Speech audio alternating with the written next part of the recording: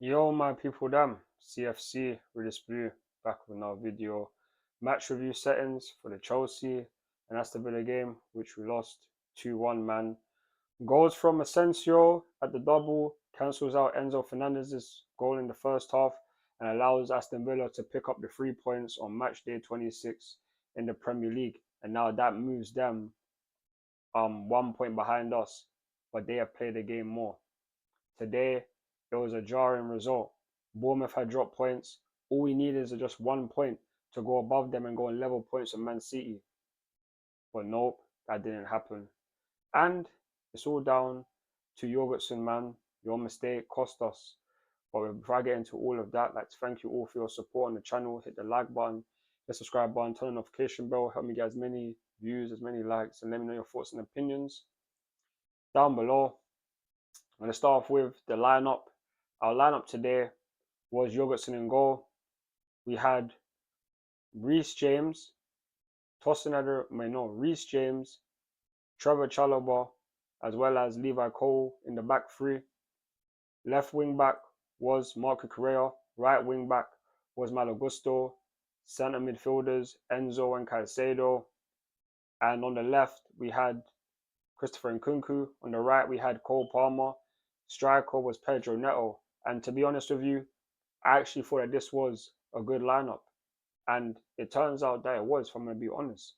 The first half, like, Aston Villa didn't cause us too many problems. They did have a shot on target, but it was saved by Jorgensen. But other than that, we kept them quiet for the most part. And in the first couple of minutes, we had an injury. Trevor Chalobah went down. I hope that it's nothing serious and that you don't have to miss the next game. But the likelihood of that happening, I don't even know at this point. But that happened.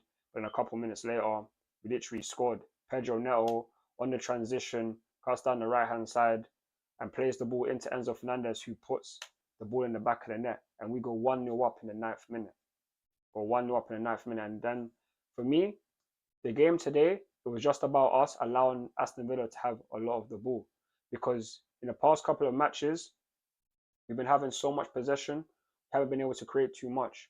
Today, I did think that having the outlet, having Pedro Neto as the furthest man forward, helped us a lot because we have that pace. Something in the team that we don't necessarily have a lot of, pace. That can help us a whole lot. And even contributed to a reason why Aston Villa even got, in my opinion, got their goals. Like Pedro Neto as a striker, that was a good play by Maresca. And I'm not going to try to fault Maresca too much. Sure, he should have made more substitutions, but only other one we're really going to make is Tyreek George. And we have Josh Maheka on the bench as well, who is a striker. But I didn't feel like the Maheka thing would have changed too much. I would have liked to bring Tyreek George on instead of Jadon Sancho, but it's just how the cookie crumbles at the end of the day. First half, we done well to go in 1-0 up. Aston Villa were trying to put on a lot of pressure onto us, but we sustained it defensively. We weren't doing too bad in the first half. We weren't doing too bad, hence why 1-0 up.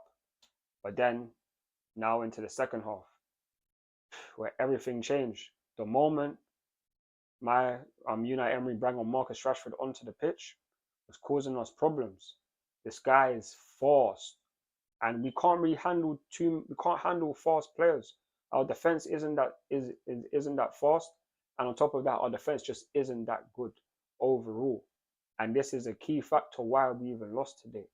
Not only did we give the ball away a couple of times, Enzo Fernandez poor pass, Caicedo poor pass, Reece James poor pass. Like we're giving the ball away, Cole poor pass. We're giving the ball away way too much, allowing Aston Villa to be on us a whole lot more. Not to say that, like I said, having the transition that helps us, but we have to have that transition. We can't have transitions. We're just going to be giving the ball away near enough all the time, and we didn't do that, and we did that a lot, especially in the second half. Like you had a good chance. Moises Caicedo played Cole Palmer through, and this just goes to show why it wasn't even our day today. Cole Palmer has slipped. Keepers come out. Cole Palmer slipped. He still was able to take the shot off, and he got blocked by the keeper. But realistically, Cole Palmer, like, he wasn't really involved too much in the game. We were trying to give him the ball a lot, but just that mistake there alone just goes to show why this wasn't our day today. Like, it's just so jarring at this point because we literally just putting ourselves under way too much pressure, and it's down to our own mistakes. Because Aston Villa today didn't play much better than us. They had the ball more, yes, but we had near enough the same amount of chances. Them lot there, it was down to the fact that Jorgensen made the mistake why we have lost today. Or if not, they wouldn't be 1 point behind us with a game in hand. We would be above Bournemouth if it wasn't down to our own mistakes. I know there'll be people that will be criticizing Enzo Maresca, but the fact that he changed the lineup to play the way that we played today, I think it actually benefited us and suited us. Would I have liked him to make more subs? 100%. But other than bringing on Tyreek George and Sancho, we're not going to bring off Cole Palmer. We're going to be honest. And it doesn't make sense for us to take off Pedro Neto, for me, just due to the fact that he has that pace. So, like, games like today, I'm not going to lie, it makes me wish that we had someone like Mikhailo Mudryk in the team, because pace is influential. You have Unai Emery, who brought on Rashford the last 10 minutes, brought on Marlon, brought on Bailey. Like, these guys are fast guys who can get in behind. And then even their last goal comes from a corner outside the box. Asensio scores, but it's down to Jorgensen, goes, slips through your hands. What are you doing? Like, we have keepers here, but they are not good enough. I know I was sitting here saying that someone like Robert Sanchez can't start again. I'm not saying that he should, but we generally don't have a good enough goalkeeper that can take us to the next level, because both of these guys are mistakes personified. They are mistakes personified, mistakes waiting to happen. And today it's happened and it's cost us a point, which can go a long way for us getting top four. Now, there are so many teams that can get top four. Brighton won today. Aston Villa won today. Like, all it takes is just for other teams to win tomorrow, and then it's just going to be even harder for us to get Champions League football. But man's just going to be praying to the Lords that we can get it, even though it's looking less likely. But we have Southampton next, which should be a W. Then we have Leicester, which should be a W. Arsenal after that, they all lost today. They won't have Lewis Skelly against us for that game. But does that mean we're going to win? Doesn't mean that. We personally need the international break to come. We need more players to be fit. We need the Lavias of the world. And why we don't have no update on Mikhailo Mudryk, I have no idea at this point in time. So we need Nicholas Jackson back. We need Mark Gu back. Like, if we had our full team, we wouldn't have lost today, but we have lost. That is the reality. And it's down to a mistake from our own teammates. Or from not our own teammates, but from our own players. And that's what hurts the most. That it's just self-inflicted at this point. We need to sign a new goalkeeper in the summer. We need to sign more attackers.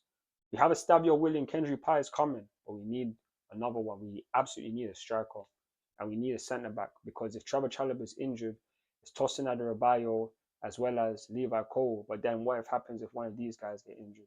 Like, it's just jarring, man. Aston Villa, they deserve the win. They did enough to get the win. I can't say it. I'm not trying to. I know I just said that. Oh yeah, they deserve it. They don't necessarily deserve it like that. They had a lot of chances, but it doesn't mean they deserve it. They literally just got the life, and down to our mistake from Jorgensen. So it's jarring, but hey man, it's how life goes. It's the Premier League. There are still 12 more games to go until the end of the season. We need to win these games so that we can still get Champions League football. But the more we lose, the less likely it looks. So I'd like to thank you all for your support. I will be releasing the player ratings later on today as well, or tomorrow. But stay tuned for that. Hit the like button, hit the subscribe button, turn on the notification bell. Thank you for your support on all the watch longs I've done today, and enjoy the rest of your night. I'm CFC Redis Blue, and I'm out. Peace. Come on, Chelsea. Come on, Chelsea.